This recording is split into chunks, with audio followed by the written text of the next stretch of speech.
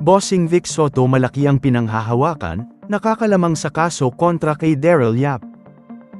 Nagsampa nga ng kaso si Bossing Vic Soto sa Muntinlupa City Regional Trial Court, laban dito kay Daryl Yap kaugnay ng malisyosong video teaser ng kanyang pelikula kung saan makikita ang tahasang pagsambit ng pangalan ni Vic Soto na nagsamantala umano kay Pepsi Paloma.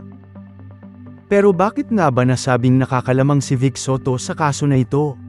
Unang-una, ang pelikula ni Daryl Yap ay nabuo base lamang sa kwento di umano na ilang mga malalapit kay Pepsi Paloma. Katulad na lang sa inilabas niyang video teaser, paano niyang mapapatunayan sa korte na totoong nangyari ang eksenang komprontasyon ni Charito Solis at Pepsi Paloma gayong hindi naman niya ito nakapanayam dahil pareho na itong namayapa. Hindi naman din niya pwedeng sabihin sa korte na yan ang sinabi at nakwento sa kanya ng mga malalapit kay Pepsi dahil isa lamang itong hearsay evidence at hindi tinatanggap sa korte.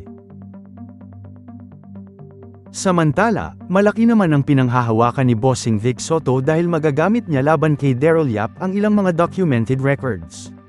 Tulad ng naging pahayag mismo ni Pepsi Paloma sa mga media kung saan sinabi niyang walang naging panghahalay na naganap at ang TV host ay walang kasalanan. At isa pa ay yung hindi siya nasampahan ng kaso at nahatulang guilty, sa madaling salita ay inosente pa rin siya hanggang ngayon. Kaya naman ang ginawang eksena ni Daryl Yap para sa video teaser ng kanyang pelikula, kung saan tahasang sinabing hinalay ni Bossing Vic Soto si Pepsi Paloma ay walang basehan at pawang kasinungalingan lamang. Sa makatuwid si Daryl Yap ay liable sa cyber libel. Ano man akong pinipersonal. But I'm just against irresponsible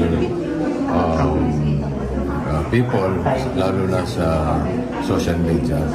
Kaya nga ako, hindi ako sumasagot in any social media o sa television o sa ano.